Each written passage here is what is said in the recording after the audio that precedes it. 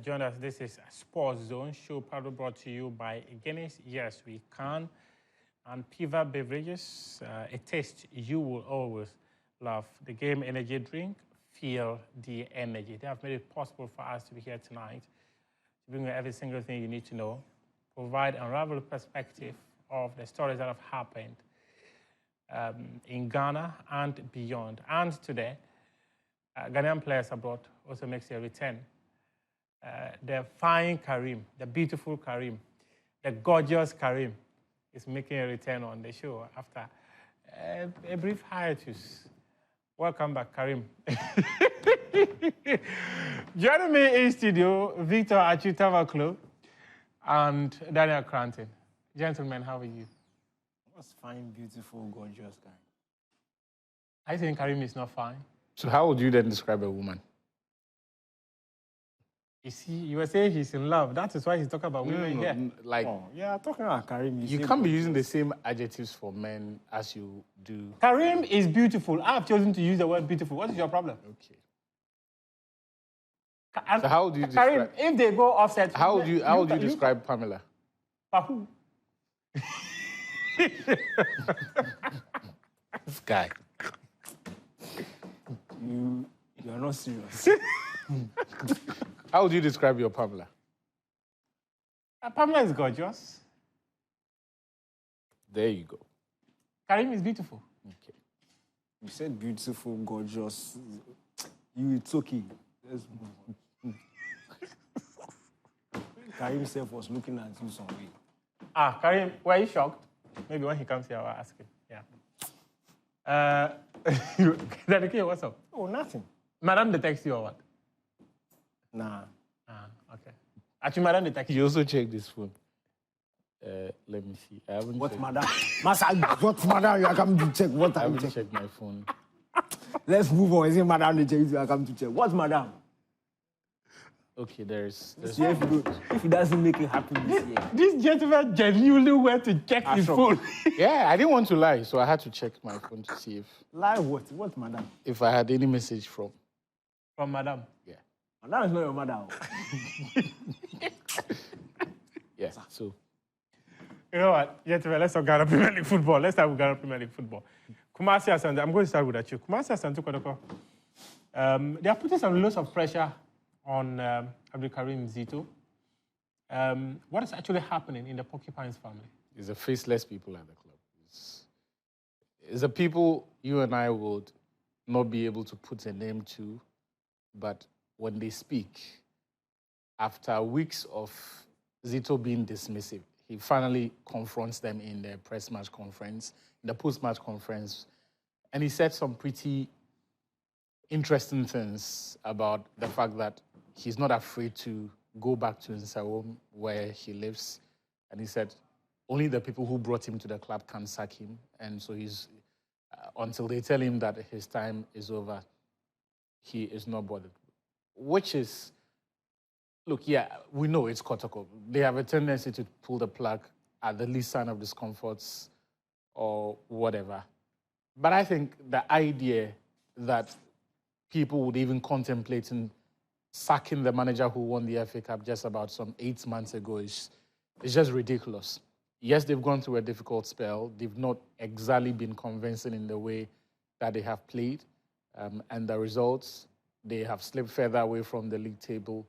And the league leaders, Mediama SC, if you look at some of the results and some of the performances, I will be the first to admit that against Brecum Chelsea, who are one of the worst performing teams in the division this season, Kotoko perhaps ought to have done better. And they got very lucky if you look at the chances that Brecum Chelsea missed, the save that Mohamed Kamara had to make to keep them in the game and all of that.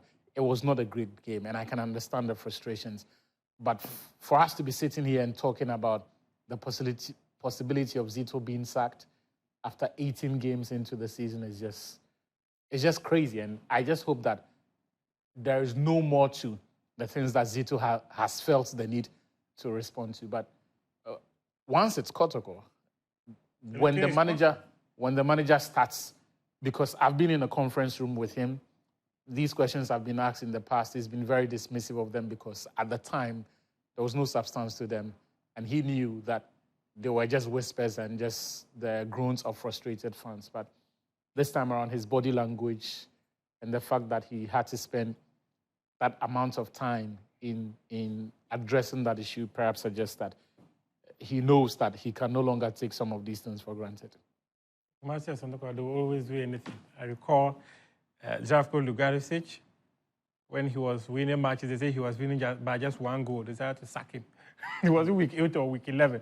There was week 8, after 8 games. Jeter Zakariasin, who came after Kotoko got knocked out of the CAF Confederation Cup. They sacked him.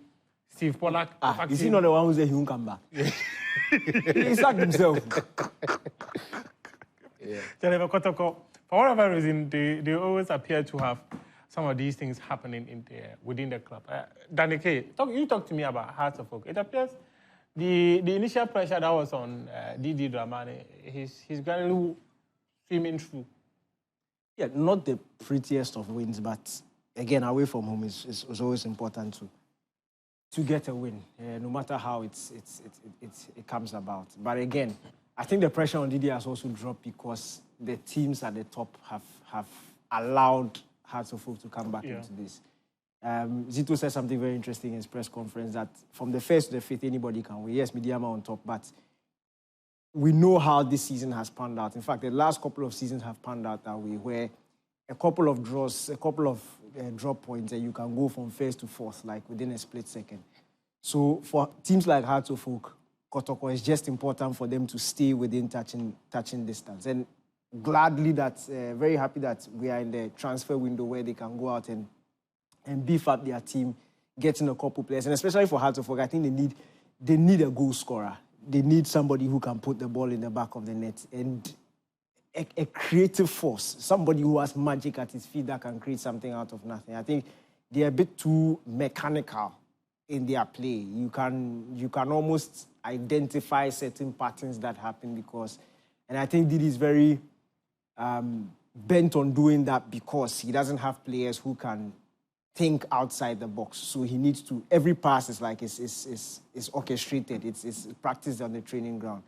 But then again, look, a win is a win, very important for them. A couple of these under their belts, just maintain this consistency, and they could be knocking at the door of the top of the Ghana Premier League team. Because it's been a while. It's been a while since Hearts of Oak won. I think since Samobudu won the title, they haven't won it. They've not mounted any proper title challenge during that period. They've been closer to relegation fights than title challenges. And when you bring in somebody like Didi, you expect that to end.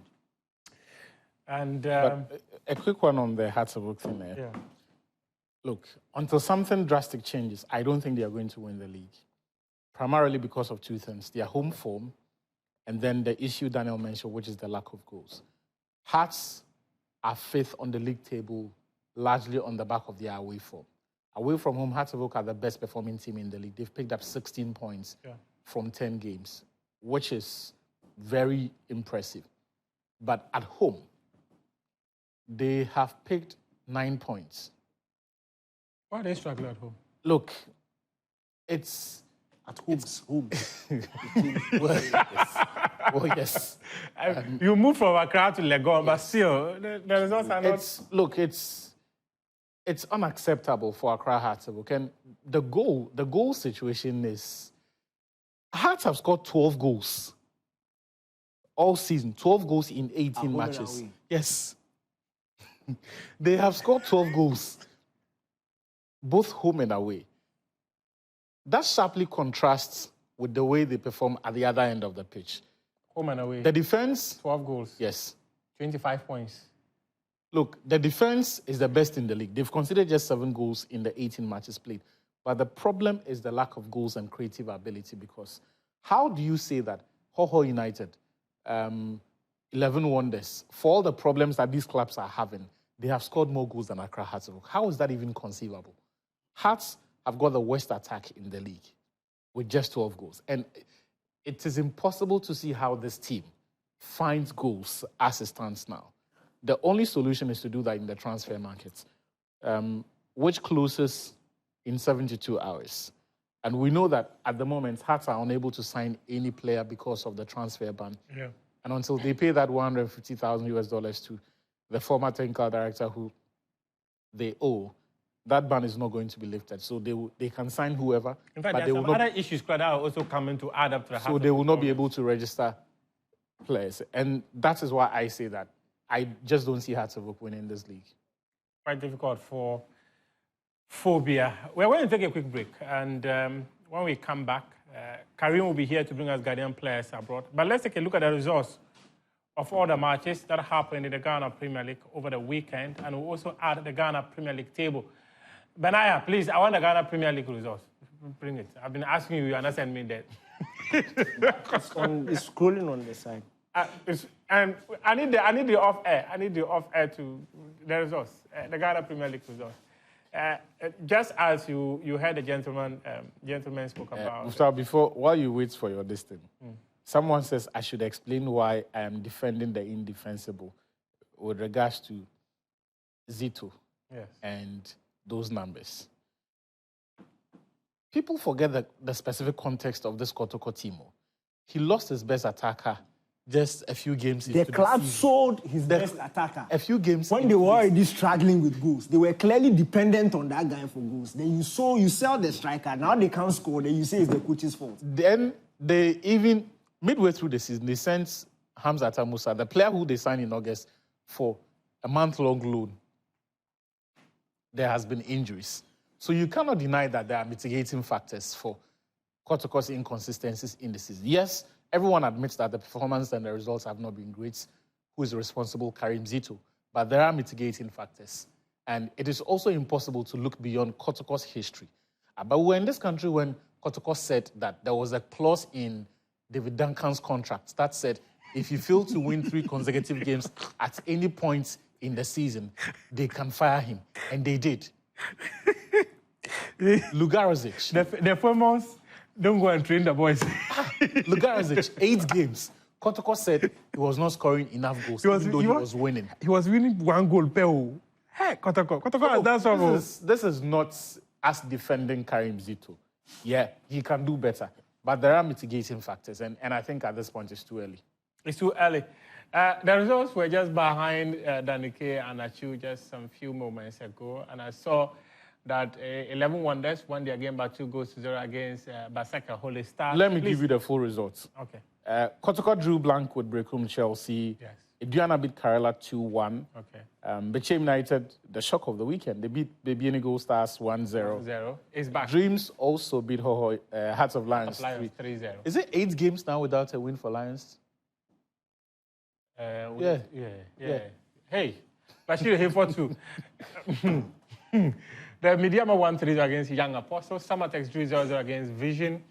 All Blacks drew 1-1 against Nations FC. Just as you mentioned, Kotoko drew blank against Brekum Chelsea. And Hohoi United were at home and they lost 1-0 to House of Hope.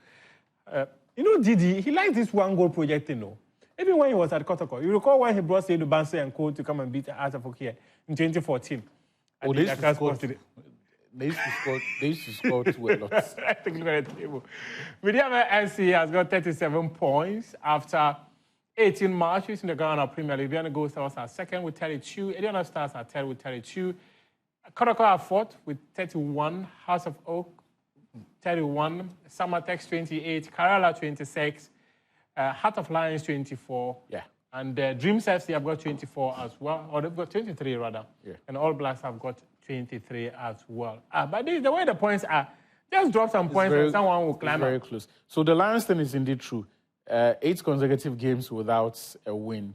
5 defeats, 3 draws. Their last win was on November 16 when they beat Young Apostles 2-0.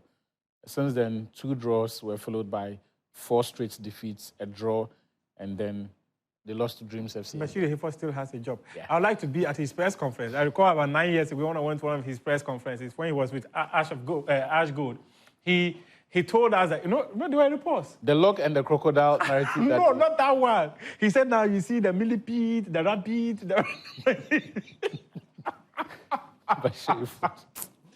After their game against its allies at the Tema Stadium, that day, he told me, which school have you been to? Me, I did measurement. That voice, he was talking to you. You were talking to me. After we suffer before. I'm going to ask some questions. He said he did measurement at the University of Cape Coast. We're taking a quick break. When we come back, we've got some more here on Sports Zone. Karim will be joining us with Ghanaian players abroad. The handsome Karim has joined us. This is the proper adjective. Sweet Karim. Sweet Karim. Fine boy Karim. With a green necktie.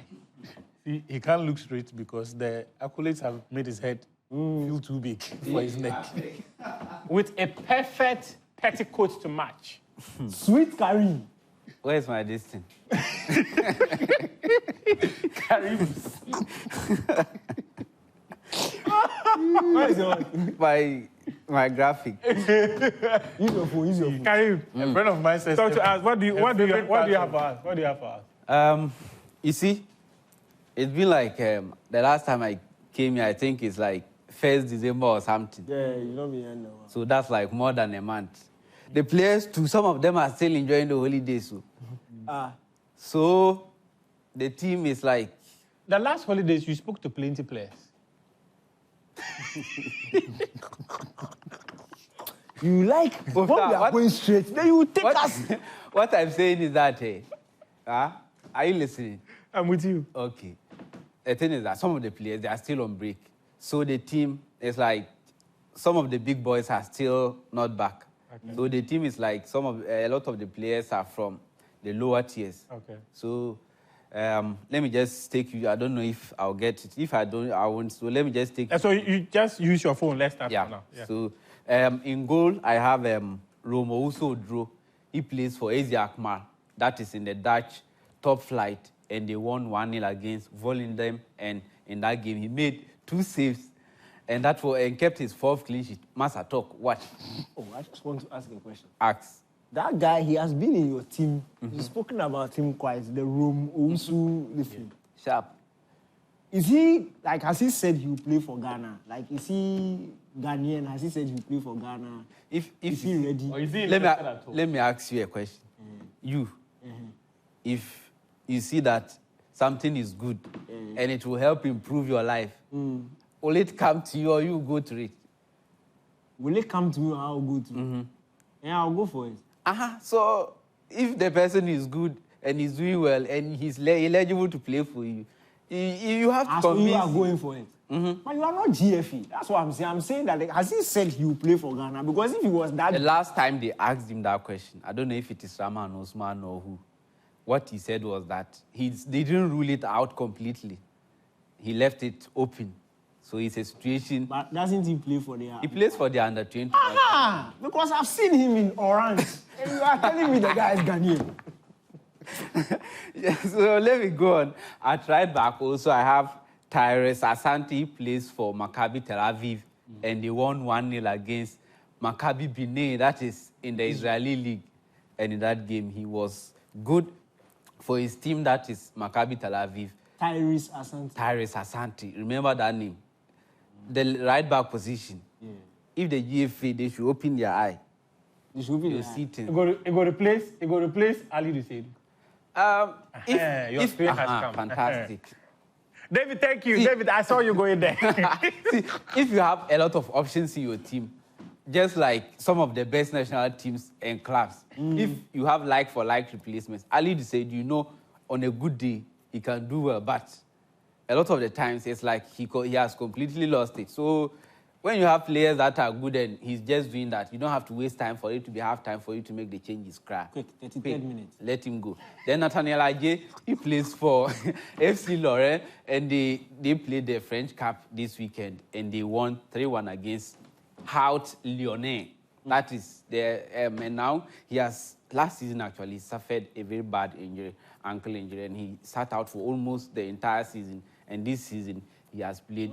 He has started 3 games, and he made 1 appearance for the Black Stars. So he's one of the centre back options. With now Salisu, we know that he's racing against time to be fit for the World Cup. Then Joseph Atamalawe, he plays in the Turkish second tier. I'm talking about the big boys still not being. The last time Jiku played football was in December, I think around 16th December, and he's not back. So Joseph Atamalawe is at the left side of my central defense. Then Derek Kahn, he played really well for FC Cologne, provided an assist, and they drew that game 2-2 against Heidenheim, that is in the German Bundesliga, and he also created the most chances in that game as well. Then Idris Baba plays for Almeria, that is in the Spanish second tier, and they drew 2-2 as well in that game. Out of the 55 passes he attempted, he misplaced just 4 passes and also won a lot of duels in that game. Why? Do you have something to say? Then Kwesi Zubo, after a long time, he also started for Oviedo, and they drew 1-1 against Betis. And in that game, I think he was taken off after 57 minutes. I watched a bit of him. He was okay, but you can see that he's rusty. He hasn't played for in a long time. Then he started 3 straight games now since the good for him. Hopefully the run continues and he doesn't have to be asking for a move. Then Mohamed Musa, he plays for Bodrum, that is also in the Turkey second tier, and they drew goalless in that game against Pendix 4. He won the most duels in that game, that is 11. Then 7. I don't have to talk much. I know you do a lot of work on him. In that game against, he moved to Man City and made his debut over the weekend. He scored a goal and provided an assist against Exeter. And why are you laughing? They won the game 10-1. And for City, for the first time in since 2011, something Sergio Aguero has done. It is Semenyo, the Ghanaian international, who has done it. The first player to score an assist on his Man City debut since Aguero did it in 2011. Then, also in that game, the City game, Ryan McAdoo. The guy no be Ghanaian. Oh, Charlie, why are you bringing people's players? See, the thing is that it's not about who is Ghanaian, who is not Ghanaian. It's about exposing even the GFA. You know they are watching. You know. So I'm showing them the players. If they are the guy plays for England. He's 17 years. He's 17 years. Did you check the statistics of the players that are playing at the AFCON? I'm yet to see this a champion Chelsea boy in your team of the week. The thing is that you have a lot of those boys even need to have a nationality switch before they get into the conversation of players who are eligible to play for it. But the whole essence of this is that just to expose people to the players, the pool of players we have, and people that can be drafted in, people that maybe we should look at and bring them into the team. So it's not just Atama Lewe was part of under 20 team 30 years ago. It is you people who messed him up. Played him at right back. That's I haven't forgiven Kosia Pierre and his back of his staff. Played. He was not right back. Was not his position. Me, I don't care. Right backs in the team got injured. A player, if he played, and after that they sacrificed him. After that game, they sacrificed him. They didn't call him again. He had a bad game because they played him out of a position and they didn't call him back again. But as a player, you should be ready for any position that don't put Lamine Yamal as left wing back and say that. Oh, but if you are a defender, Caesar Azpilicueta right back, they move and go left back. He play left back. Even him, what are you talking about? even not every player is the same. Atama Lawe, he at the club side, they play him as a DM. You are talking about 10 years since that episode. Obviously, he has matured. Obviously, he has grown his game. He should say Bosu outplay. Don't play him. Then the last one is Ragnar Archie. He plays for FC Cologne, that is in the Bundesliga. Charlie, the world best striker, Ragnar Archie. Karim this guy. Charlie, Otto, we beg you. You give him one caller for Karim. Just one. Otto, he was born in Germany. Yeah, I heard Ragnar. In fact, name be Ragnar. Archie. I heard lots. So. Achino, is it the Achiwino? Is it Pedachi? No, but yes, no, but Achi, his full name is Frederick Achiampong. So, yeah. The Ragnar, no, the farmer, you like a nephew or in what did that? Ooh. That one is Ragnar. Right, that's what I'm saying, Ragnar. Ragnar. That's what Ragnar. Ragnar as in Vikings. Vikings, yeah. As in Ragnar Lothbrok, not... That is it. I have a message for you. One quick question for... Okay. Partey, he is not seen top. I think he was injured. Over the weekend, he came on from the bench in their game, and they won 3-1. I don't know against, I think it's... I can't remember. It means you didn't watch the game. You know they sit up. No.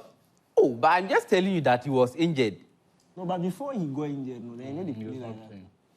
But Fabrizio did a story today. Fabrizio's story on Major Online says, Partey set to leave Villarreal at the end of the season. Yeah, I'm not surprised.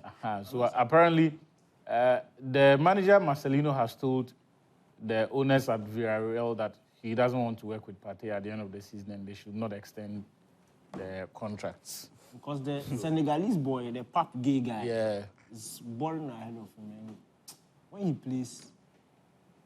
I have a message for Karim. Hey. I will not read it. Is that good evening to you all? Muftar, don't read it. Okay. He said it was sad losing to Barcelona yesterday. No, don't read it. No, he said he was sad that Real Madrid lost to Barcelona. And... no, don't read it. Don't read it. Joseph from Bande said no. it. Actually read it. Okay, I'll leave it there. Okay. Karim. Joseph, send the message to me. Let me read it. Oh, I can forward it to you. Fantastic. Fantabulous. I'm done. Let me go. Why are you keeping me? We are not done. Also, why are you keeping me? Forward the message and let Danike read it after that. After that, we'll discharge you. I will go. Okay, Karim, thanks very much for bringing us Ghanaian players abroad. We are extremely grateful. Joseph, send a message to Danike. Maybe at the end of the show, he might read it. We are going to take another quick break. And when we come back, we will zoom straight to the other stuff. 1 minute. Okay. You go marry, you tell boys. Wait. Joseph is Karim's uncle. He says, big congratulations to my uncle Karim on his wedding. Hey, Pastor, get out. you go marry, you tell boys. He's not even denying it too. He's not denying. He said today when I was saying he should marry, he was just laughing. So what? So you go marry, you tell boys. Oh, okay. Oh, congratulations.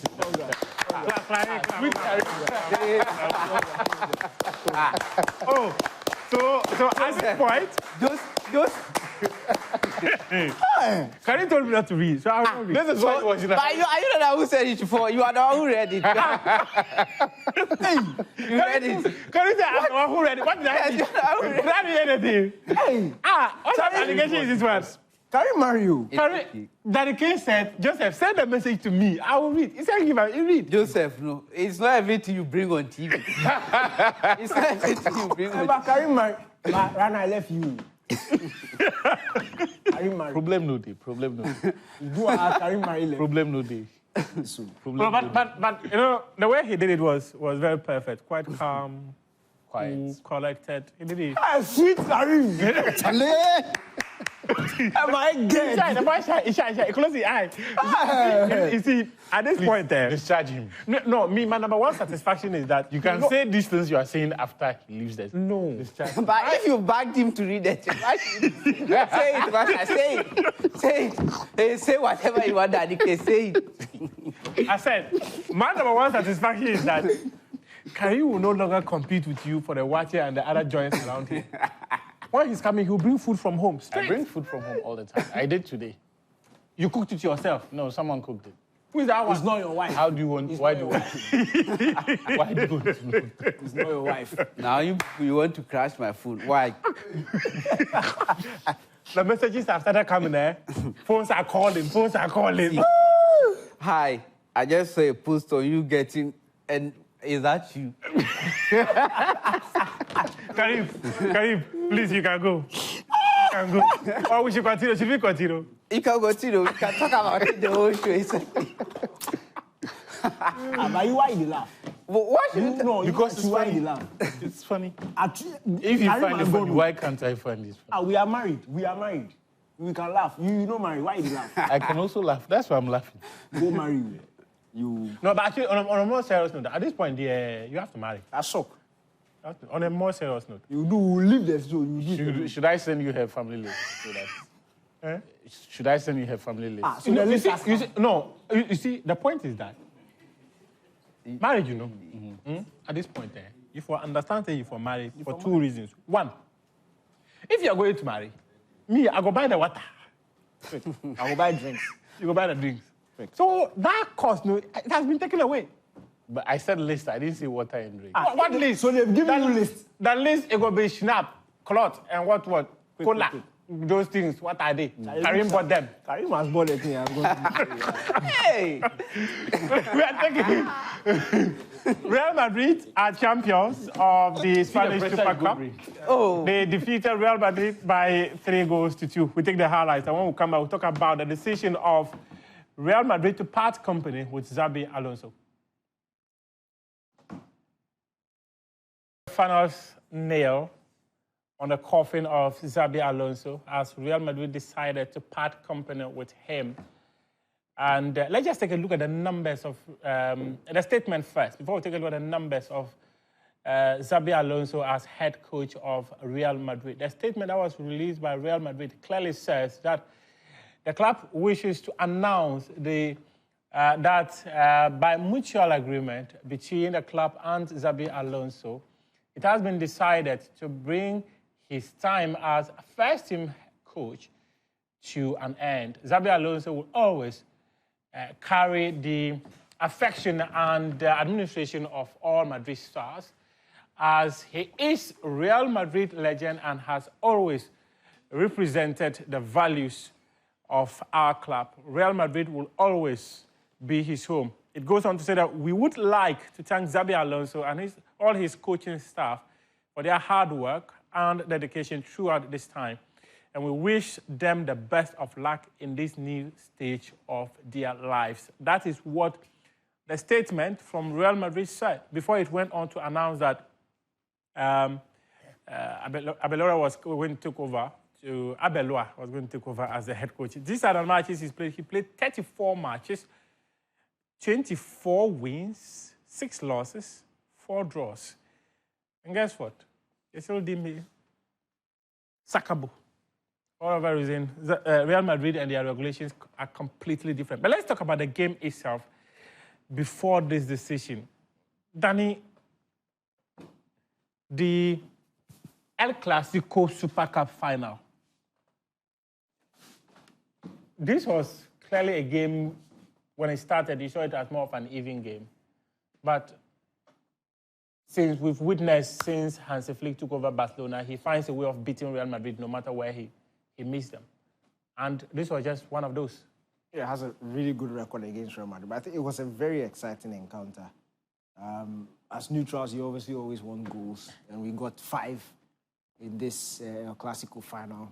The first half, as you said, looked pretty even. Yes, there were chances, but it looked like a balanced, tactical affair. Then, right on the stroke of halftime, we get 3 goals. It's just back-to-back goals, and it sets it nicely for the second half. And we thought it would be total fireworks in the second half, but I think Madrid sort of...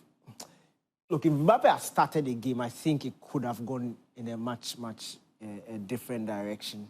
I think when he came on, you could feel a player had come. Yeah.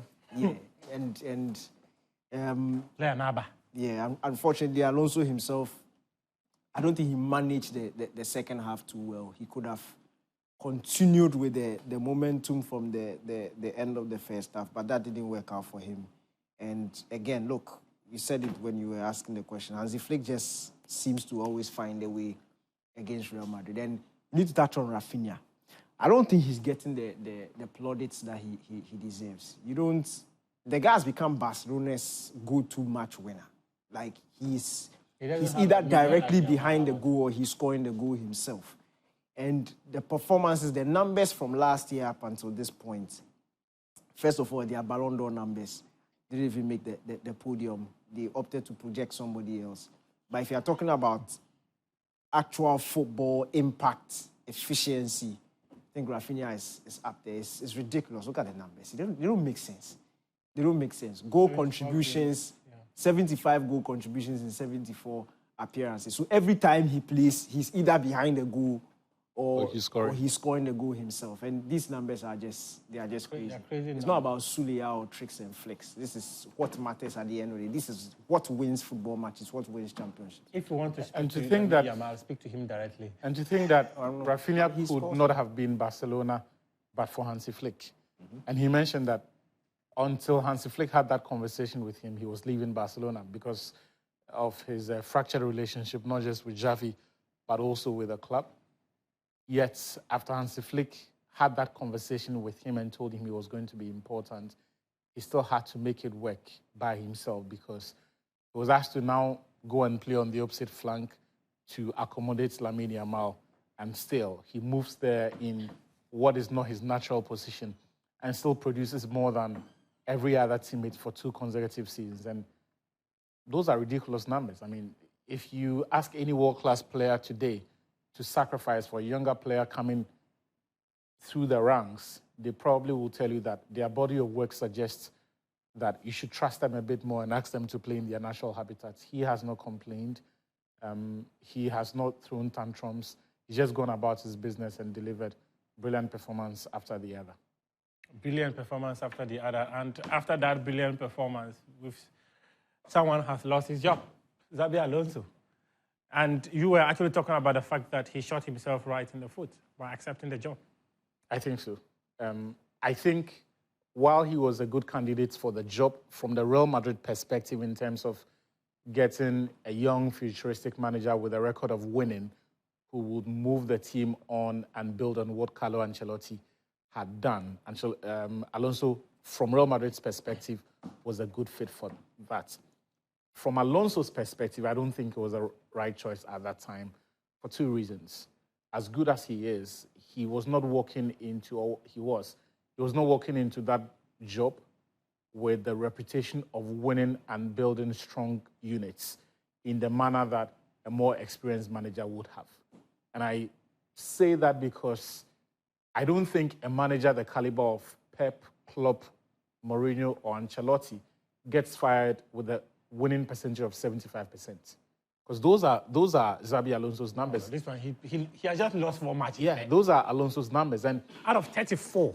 If someone walks in with a bigger reputation, what it does is that it gives you job security and a bigger safety net. And so in the difficult periods, you'll be trusted a bit more to see it out. Because your reputation at doing it at multiple clubs, multiple leagues would speak for themselves. Alonso has not been afforded that grace. And the whole signing, I know it's Real Madrid, they are ruthless to a fault, but this was a shock to me because if there was any period where Alonso's job came under scrutiny, it was the period between mid-November to the end of December where I think they managed just 1 win in 8 or so that they did. They've moved on from that period. They've won a couple of games since then. And after one El Clasico game, he gets the sack. I don't think it's just for the results because Alonso has done fairly well. He's had a decent start to the campaign. Yes, they are 4 points behind Barcelona, but he's done quite well. Won 10 games out of 11 to start the campaign. Of course, there have been issues about balance and style, but with the current squad that Real Madrid have got, you don't achieve that in 7 months. And I think every reasonable manager at the top in the boardroom would look at that and say that he perhaps deserved a bit more grace. And so I don't think it is just on the back of the results or the football that they play that he has been sacked. I think there are deeper issues. And maybe that video that we are seeing making the rounds on social media may give an insight into some of the other issues. Not to say that the video itself is the be-it-all, end-all of everything that is happening behind the scenes, but I'm just saying that it perhaps gives us a sense of what may be happening. And if you're seeing it on your screens, it tells a clear discord between the established culture at the club and a young manager who has walked in and sees and wants things to be done differently. There are those who would tell you that in the past, because Barcelona, I think in 2008, was it, gave a guard of honor for Real Madrid when Real Madrid won La Liga, and that game at the Bernabeu, at the end of that, Barca gave the guard of honor, they would have expected him. And if you listen to what Juan Laporta said, he criticized them and tried to draw Kylian Mbappe into the whole thing. But the way I see it is a classic case of some players who are used to a way of thinking and behaving where if it is Barcelona, our pride is at stake. We do not give them a guard of honor. And so perhaps when Rodrigo and co were saying that we are not going to do this, that is perhaps the established way of behaving when it is Barcelona in the picture. But there's a young man who has come in who has come in with different ideals and says, we're going to And give he's them a even guard. played the club before. Yes, but you realize that it was almost all of the players around him who he was asking to go and give the guard of honor who said, so the first player he points to is Raul Asensio, who's within 2 or 3 yards away from him. Then he says, no, he's not going. Me? Then you see Kylian Mbappe also asking the rest of the teammates, then Rodrigo. Those kinds of frictions in this time will be exaggerated. And there is the temptation for people to say that is the sign that the players don't listen to him. I don't believe that, but I just think that it perhaps gives an insight into a sort of discord that may exist between him and some of the other things that may have predated him. But fundamentally, Madrid's search for a young, futuristic manager who plays football other than what Madrid fans think their club is will continue. Because, look, if Madrid wanted someone who would just come in and give them results without a semblance of a structure or of a strategy or any well-coordinated, choreographed pattern of football, never mind that attacking, we know the sort of managers that they would have gone after. But in going after Alonso, it was a clear message that they wanted to shift the paradigm. They wanted to win, but do it in a clearly defined style. And I think in the absence of Alonso, we're going to see them making a substantive appointment in the future. I say substantive because I don't recognize Arbeloa as someone to take Madrid into the future. I mean, his last job was in the 3rd division of Spanish football. I know that the statement they put out today said he's the new first-team coach, but I'd be very surprised if at the end of the season, Arbeloa is still the substantive head because coach they believe of that he's managed their youth teams and the successes he's chalked at their youth teams clearly. You see, you mentioned something quite interesting about coaches at Real Madrid. And I recall just about a few seasons ago when Toni Kroos was talking about the fact that Carlo Ancelotti would rather tell them that if you win the next match, you're going to win the league, than come to speak to them about tactics. He just wants to play in their mind. So they'll win and go and have their party. But they were not winning because they were not paying attention to the numbers. But don't attach too much value to that statement because I think it was said within a specific context of the way he manages players. It is not to say that Ancelotti has no regard or doesn't talk tactics with his players. No. It's the way he manages players. Yes. And how they react to situations. Okay. So if a coach is able to let his players understand that instead of us being so fixated on tactics and all this, sometimes that's what, just was it last week you were talking about the fact that when you're going to play a big game, you know how to approach the game. And you don't necessarily even need the best coaches to be on the bench for you to get it done. He deserved to be sacked. Alonso deserved to be sacked. On what grounds? In the context of Real Madrid, 75 win percent is not good enough. How many trophies did Real Madrid win last season? 0. They were trophyless last season. On Sunday, yesterday, they lost another trophy to Barcelona. Real Madrid, after they beat Barcelona in El Clasico, were leading Barca, I think, 4 points. Now, they are trailing Barcelona by 4 points. If you look at the form the team is in, you can't tell me that if you were a betting man, you will put your money behind Real Madrid. If you were an investor. If you are an investor, you put your money on Real Madrid to turn this around. They are not playing well. Things are not going well. And I always say, look, when it comes to big teams, and you are a manager going into big teams, managing the dressing room is even more important than tactics.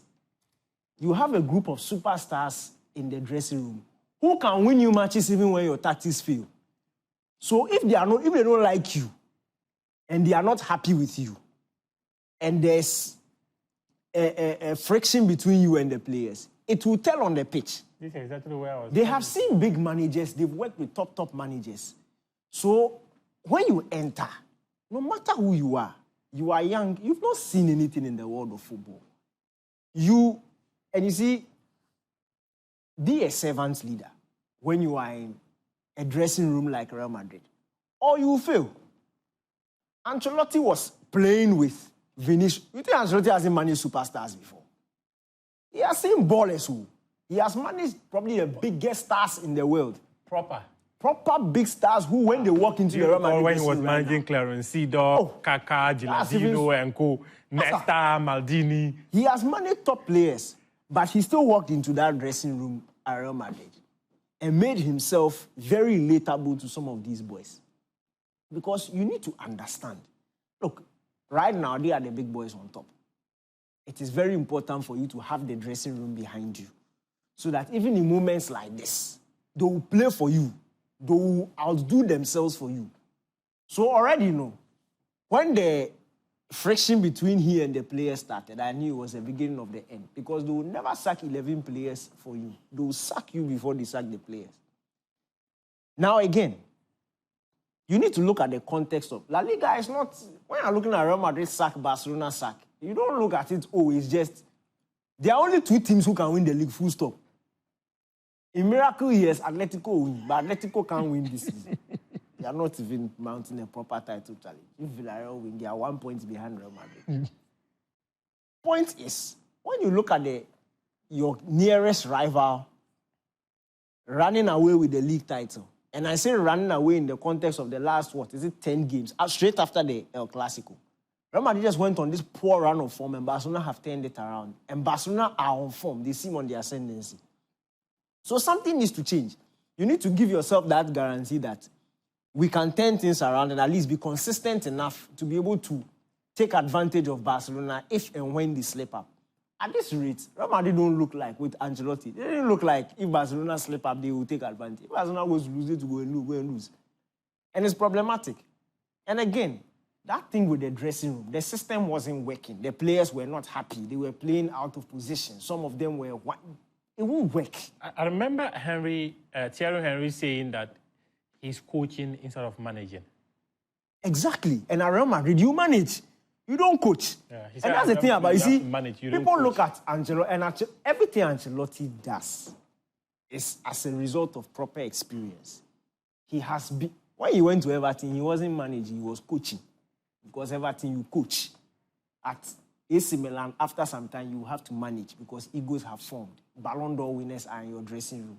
At Real Madrid, they are superstars from, even the players on the bench are superstars. So you need to manage. It's not my way or the highway. And that's what kind of annoys me about these young, up-and-coming managers. Why does that annoy you? Oh, you've not seen anything when you enter a team, then you're fighting somebody. You've not seen anything. No, it's true. And look at almost all this. Arteta, when he went to Arsenal, he went to fight Aubameyang. Like, you don't build like that. And even for Arteta, he's lucky that the club stood by him. That's the only reason why because the results were not matching his decisions. His decisions. It really makes sense why he still had a job. They just decided to stick with him. And you will not get a team like Real Madrid to do that for you. There's no time. They will not give you 6-7 years to build a team. Nobody is. They've gone trophyless last season. In fact, if he were a Chelsea coach, and Cabana like them, sack him. So I'm happy. You see, he will go and learn. And these are the things that he needs. When he was coming, I said it, that I wish he had gone to learn, get experience before you get the Real Madrid job. So that when he gets it, we know he's staying. But this time around, he's got sacked. But what did Zidane did different? Zidane was a manager. You see, Zidane had the experience of being in the back room even before he got the job. So he had already formed that relationship with them. He was working under Ancelotti. Yeah. So you look at what Ancelotti is. Obviously, you have your own tactics, you have your own. But in terms of man management, first of all, he's been a superstar before. It's not just a player. A greater superstar. He's been a superstar before. So he knows how, and he knows how superstars want to be treated. So when he's now the coach, he knows how to talk to Ronaldo because he's been where Ronaldo is before. Maybe he's not been where Ronaldo is before. But he understands Ronaldo in a way. You get it? The Bills, the Modric and co. He's been there before, so he understands it. So that will always help. Somebody like Pep. Pep, no. He make Lucky say he be genius, one in a generation. Because that thing he did early on in his Barcelona career, had it failed in the first year, that would have been the end of it. Sacking Deco. Yeah. Some of these risks... Deco, Ronaldinho, wanted to sack out some of these and all risks, that. you must be a proper genius to do it. Unfortunately for Ancelotti, I say Ancelotti, I'm calling him Ancelotti. Alonso, the thing has backfired. But I'm happy. I'm happy because there's a lot of promise. And I think Real Madrid would have sat on his gift. So he should go around and learn. In the next 5-6 years, they'll come and call him again. Well, they do it. And that this time, when he goes, he'll go and stay. In fact, when he walks into the dressing room, there will be no Vinicius Jr. who can look at him and ask him, what have you done? Because by that time, he would have built himself his body of work. Yes, but you see, Madrid also sort of left him in the lurch because the Madrid squad, as it is now, it is impossible to find balance by playing that front three and Bellingham. You would piss one of them off, even if you are a nice guy, by dropping them. That's where the management comes in. I get that, but there was no balance last season. Bellingham was not playing in the position he wanted, but he didn't fight Ancelotti. He understood. There is no amount of management that will keep highly ambitious players like Vinicius and then Rodrigo on the bench for more than a season. Rodrigo may be quiet from now on. From July, even assuming Madrid were playing well and doing well, from July, there would have been a conversation about moving them on. But last season, Rodrigo was playing. It's Alonso's system that says that Rodrigo will find use for Rodrigo. How often did they have to play with that front? Last season, the front four were playing. And what did they win? That's the point. It's not about what did they win. The point is they were playing. So if you come in and you say you will not make one play, then the results must show why. Yes, but at Madrid, we all say that we judge them by the results. Last season, when they had to try and shoehorn Bellingham, Rodrigo, Vinicius, and Mbappe into one season, it ended in a disaster. And I'm saying that Ancelotti or not, Alonso or not, Pep Guardiola or not, it is impossible to please all four of them. So at some point, one of them will be sacrificed. That will have nothing to do with whether or not the coach is a good manager. Because you are asking the impossible of them. Even as we speak now, look, there is no coach in the world that will play those four in any team and achieve balance. You can achieve balance with those four. It is Alonso who didn't want to budge. It is my system. They've sacked him. It's good. Abeloa will play them. You watch. Make it go land. Remember this conversation here. And but Abeloa, if he doesn't sit up, they'll sack him. When the true Real Madrid coach comes and Rodrigo is still around and Vinicius is still around, and let's see if they can play all four. By that time, they will sell one of them. But once they are which will go to confirm what I've just said. They must play. That you've given the man an impossible job. It's not an impossible job. But Real Madrid, this ruthlessness, sometimes it's not fair. A young manager building his career. You come, no, Master Antano. Let me confess. I think they've made a mistake this time. Let me confess. Me, I mean Alonso chair. Anybody who knows me knows that me, I mean Alonso chair. Hey, the Supreme, the Emperor, the Mercurial, Hendrik. You see, those are decisions I won't blame Alonso for. Those are decisions I think are club investments. How? Because there is no way anybody can convince me that fresh off spending, 35 million euros, or was it, on Mastantuono, Perez will sit down and say that, you know what, let this guy not play, and the focus is on these other guys. It is impossible.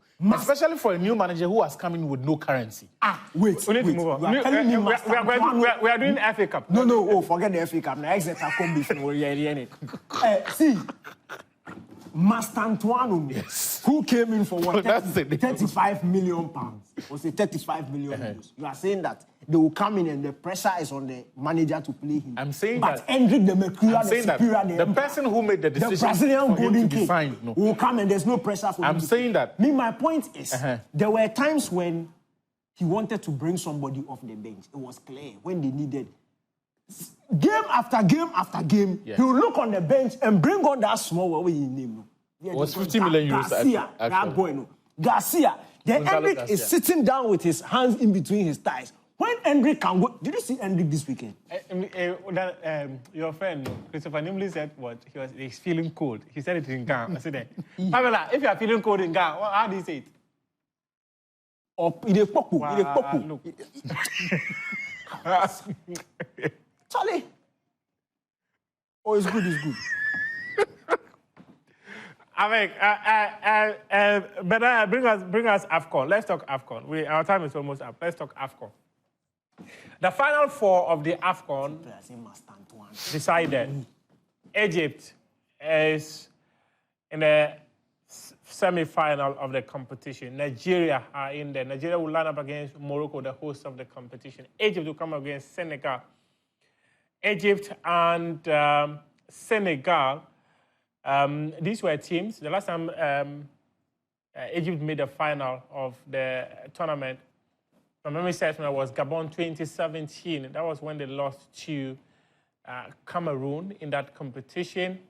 And Senegal were in the final in 2019. They were in the final in the 2021 edition, but it was played in 2022 in Cameroon, and they won it. So these are the last four teams in the competition. Sadio Mane versus Mo Salah. There's a perfect storyline there. Liverpool, Grace. I say CAF they are John. How? Who is the current CAF player of the year? Hakimi. What team does he play for? Morocco. Why are they using Brahim Diaz's face? Because Diaz, it appears this tournament is his. 5 goals in John, this tournament. You did the awards, 3 weeks ago, last month? It was this 3 weeks ago. Yeah, they did it in December, and then was in November self. But they doesn't matter. Real Madrid bench player to do all this. But we are still sharing it. What's your problem? Let's talk the semi-final. Let me start with Achu. Achu, these last 4 teams, did you see these teams making it to the semi-final? I remember in one of our conversations on AFCON today, you actually thought Cameroon were in a position to be here. Yeah. Apart from Mali, every one of the 7 quarterfinalists had a very good chance of making it. I was wrong about the Cameroon-Morocco game. Yeah. I think it was their least impressive performance. I think that game, Yeah. Morocco, they didn't need referees to win. They were just so good. 2 truths can coexist. They were better. They pressed high. How they easily won the ball back, how they were able to disperse the ball. It is also true that the Mauritanian referee and Daniel Lai made key high-profile decisions at important points in the game that could have changed the course of the game. The first elbow on Kofani, the replays, it was as if the TV director wanted Daniel Lai to see that you have made a mistake, because he kept showing the replays about the elbow. And how the referee saw that and gave a foul against Kofani rather and showed him a yellow card still baffles me. Then there was the Mbumo incident in the penalty area. Then Morocco also gets a penalty incident in that box. Yeah. You cannot make 3 high-profile decisions in a high-stakes game like that. So it is true that Morocco were better. But at 1-0, if that red card is given to the Moroccan centre-back, completely changes the dynamic of the game. At 1-0, if the penalty was given to Mbumo, again, it changes the game. Yeah. Long before the ball that entered the net, the penalty for Morocco that the referee missed and Daniel Lai also missed would have been given. So I'm saying that, yes, we can say Morocco were better because it is true. By the same token, we also have to admit that our man possibly had his worst performance, and unfortunately, it happened on his biggest night yet as a referee in that game. But not to take anything away from Morocco. On the evidence of their own performance, I think they were the better team on the night. But the semi-finalists now, all 4 teams are coached by African coaches. Yeah. Now, at the start of the tournament, we had 15 African coaches out of the 24 teams, which is the biggest contingent that we have ever had for any AFCON. 11 out of those 15 teams progressed to the knockout rounds. And as we speak, 75% of all matches won were won by African coaches in this tournament. And because we have 4 African coaches, now we are guaranteed that you're going to have an African coach winning the tournament, which will be the 4th straight time it has happened. So 2019, Jamel Belmadi, 2021, Aliou Cisse, then MS Fire winning the last one. Wow. Yes, and now you're going to have, and it is good, but I'm looking forward to the day some of the coaching principles, some of the coaching trends that these guys showcase at the tournaments form the foundation for what the rest of the continent does at various levels. The that is where technical group should be looking at. Yeah. That is where you begin to see the true impacts of it. Then it is not just cosmetic that our coaches are doing well at the AFCON, but the ideas that they are using to win are actually trickling down and having an effect on the African game. But more importantly, I'm looking forward to the day where the coaching infrastructure, the coaching education infrastructure we have on the continent is so good that we can say it is world-class. It does not necessarily need to be the Welsh kind of good or the Spanish or the German kind of good, but just something that our ex-players would have faith in because they've looked at the syllabus, they've looked at the structure of what we run here, and they believe that it is as good as what pertains elsewhere. And so then when we say that we have homegrown coaches doing well at the AFCON, they are actually coaches who have been trained here, and the concepts with which they are winning trace their roots to this continent. Granted, you wanted Nigeria to go home, but they managed to get the better of Algeria. I still want them to go home. That doesn't mean that. At this point, they cannot go home. At least they will get something. I don't want them to win, but in saying that, you can't overlook the fact. I think they've played the best football at the competition up until this stage in terms of balance, defensive, offensive. They've been really, really good. And I think... especially that game against Algeria. All the games, the front three in Osimhen, Lookman, and Ako Adams, they are, for me, it's very impressive when you find international football teammates build this sort of synergy within this limited period of time. And that's his credit to the head coach, Eric Schell. And especially Ako Adams. He's like the Firmino of the front three. The work he does, the work ethic, he uses his big frame, he can draw, and footwork too, very brilliant, intelligence, the positions that he picks up. They've just found this understanding. So if he goes to the middle, Osimhen knows he's shifting to the right, Lookman is going to the left, and that fluidity, the constant chopping and changing, it makes it very difficult for defenses to handle them. So, good job to Eric Schell for bringing this batch together. Ako Adams, for me, I think he's the unsung hero in that front three. And again, just to bring this back, when the two of them were arguing on the pitch and people were writing things and talking plenty, I told you that it's football. I knew you would do this. Oh, of course I'll do it. Because if you've ever played football before, even backyard football that there's nothing and somebody doesn't pass the ball to you, you shout. Anger is a very normal human interaction. Did you see them on the pitch when they were beating Algeria? Did they look like they had fought? When he nodded in the ball and it went beyond the line, Lookman was like this following him. Yes. He was like this following him. It's very normal. And they are writing plenty of things, and you shouldn't do that, and it is going to disrupt, and you shouldn't, like you've never witnessed human beings gathered together, supposed to going for a common purpose before. You don't know that conflict can arise. You don't know. And that human beings will get over it because it's part of it. And they are talking plenty. Now everybody has gone quiet. Let's graduate the conversation to which two teams do you think make the final? Nigeria will be losing their skipper, Wilfred Ndidi, in the semi-final. Look, that will be tough. Already Morocco as host. Let's say in this game, I don't know who to support because I was wishing both teams to not reach this point. You see, that's a beautiful thing. When Ghana is not there, you can hope. Oh, you can, yeah. So, but I at this point, if there's any team I want to make it through, I think it's Nigeria. And I think we'll make it through, I think it's Nigeria. By any unforeseen circumstances. No funny red card in the first 10 minutes or anything. If it's 11v11 and we have a fair game, if it's supposed to be decided on the pitch by the football, I think that the Nigerian defense they are good. They are solid. Knockout rounds, they've not conceded a single goal. They don't even concede chances. That's the thing. They don't concede chances to even concede a goal. And offensively, that boy You see, Ndidi's offensively absence- too, for me, they are scary. That front three. And it's not just on the ground. The aerial threat of both Akwa Adams and Osimhen. Osimhen, yeah. If they need to get it rough, they can do it. If they want to play the fluid football too, they can do it. So they are really looking. I'm wondering when this team was during the World Cup qualifiers. It's quite unfortunate, but again, better late than never. You know the time Eric Shaw Shaw was walked into the job, so He was asked that question about where this team was, and he said, it is the same game module. They have just gotten better at it. And I think one player who deserves, look, for my money, is the player of the tournament, Alex Iwobi.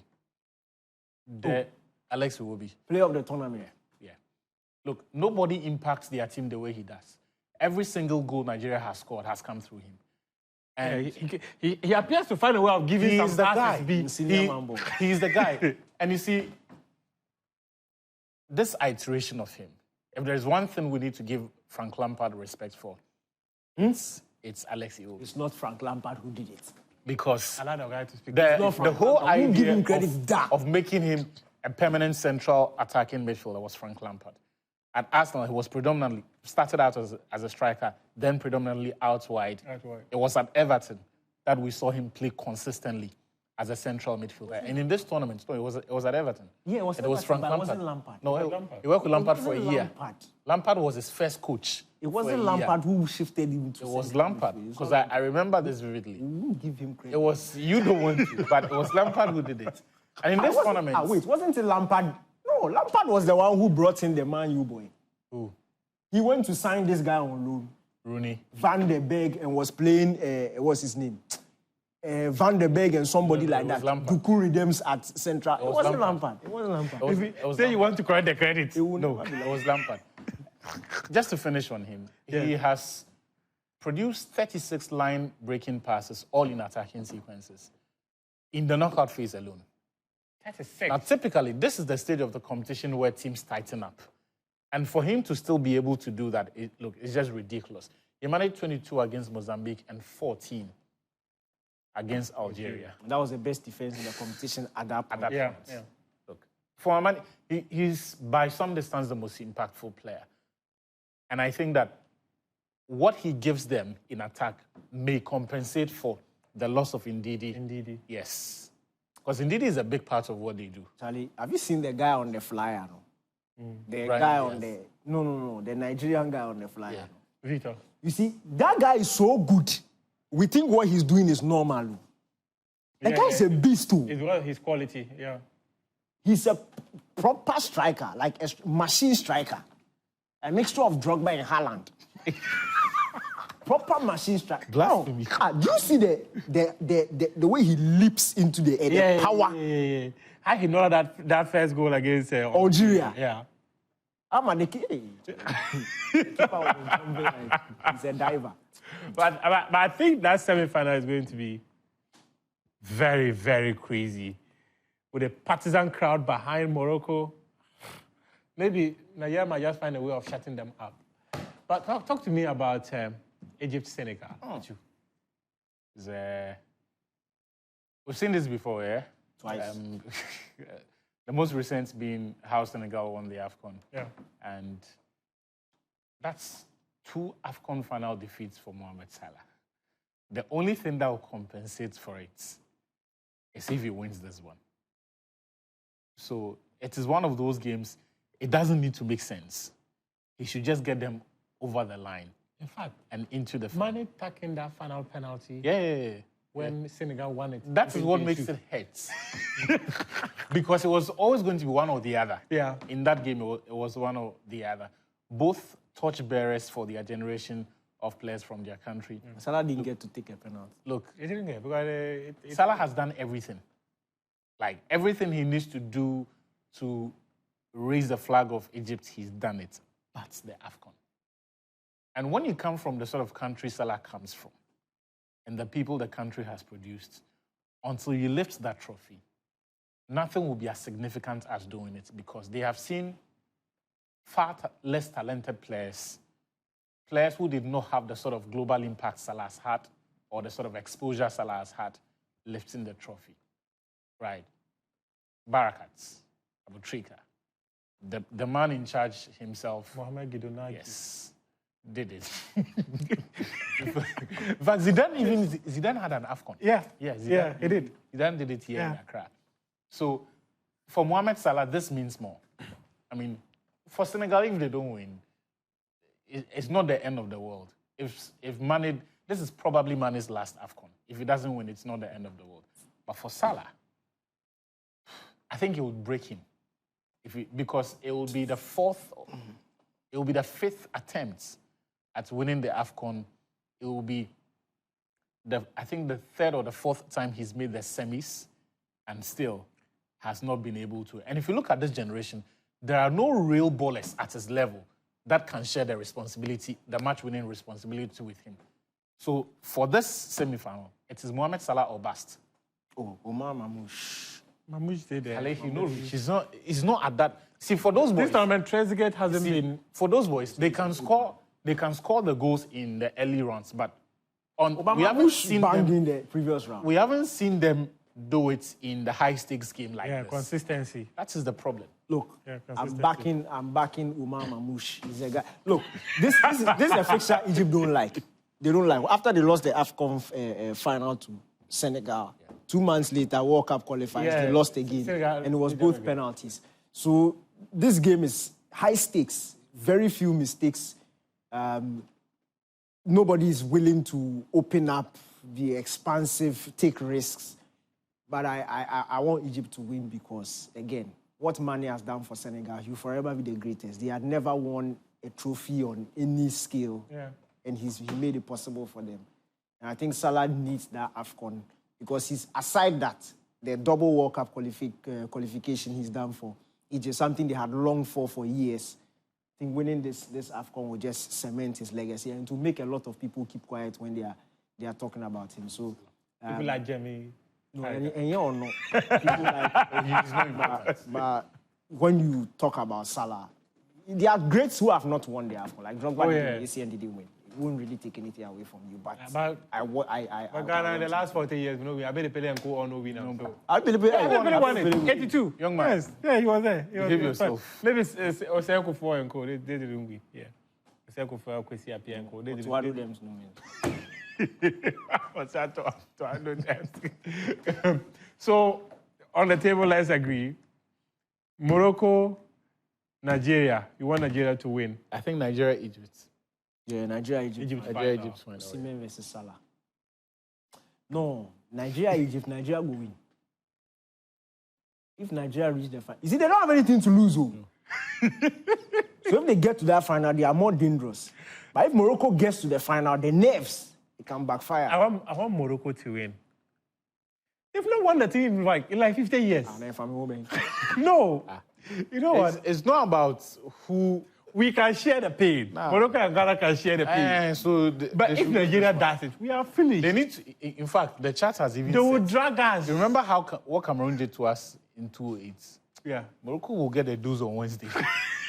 Same stage, semi-final. You see? And they don't need to lose by a huge margin. And Nigeria will drag us online. That 78 minutes winner. Oh, it's like a or 89th minute winner. It's like a Yeah. I don't want Nigeria to win. Charlie, make her do shout-outs. Why? Shout out to who? Make her do shout-outs to my sister-in-law, Josephine Adama. Today is her birthday. Josephine Adama. Yeah. Today is her birthday. Her husband, Ishmael, hey, Charlie. Ishmael said, Danny, do the thing, do the thing. I said, I got you. I said, I got you, man. I'll do it for you. And Festus is going to play ball on Saturday. He has some match B. Yeah, or if Sunday. You send me the thing, I know they see I'm better. Wait. We can read Festus in thing. No, I want to go back to Josephine. No, You are going to say something that is not necessary. I want to go back to Josephine. Red Kings of Bauleshi against Blue Icon Ballers. Yeah, they play for the Bauleshi Red Kings. He be baller. Since you do birthday, Pamela said make her also do birthday. Pami. Happy birthday to Mrs. Fortune Hammond. May God bless and increase everything that concerns you. from your husband, Uncle P, and all the children. We love you. That is what Pamela sent to me. Make I read.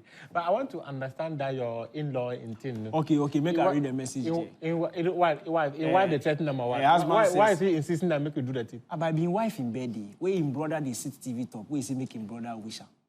How that one be issue? You see this guy? Him brother they TV top, where he say wish baby girl a happy birthday. And we are saying happy birthday. This one is not even me. Ishmael says he loves you and he's grateful to God for your life. That every day with you, he wishes that he had done it 15 years ago. If he knew, if he had met like 15 years ago, he would have done it. Make I see the message. Happy birthday. Why you want to see the message? Why did you say 15 years ago? 15 years ago, she said. If he had met her 15 years ago, you know the way she did sweet him. Well, we are wrapping up. Our show is up. But just a quick one. Call Latina Travel and Tour on 0244 30K. What have I done to you? Why are you sucking me? Read the Latina thing and let's go. 0244 Latina Travel and Tours. The number is 0244 260-789. Or visit their office at North Ridge, Alisa Hotel, and sign up for a package. Show proudly brought to you by Guinness. Yes, we can. Piva Beverages. The Game Energy Drink, Fuel the Energy. That made it possible for us to bring you Sports Zone tonight. By the time we come back here, we'll know the winner of the African Cup of Nations. Enjoy the rest of our program.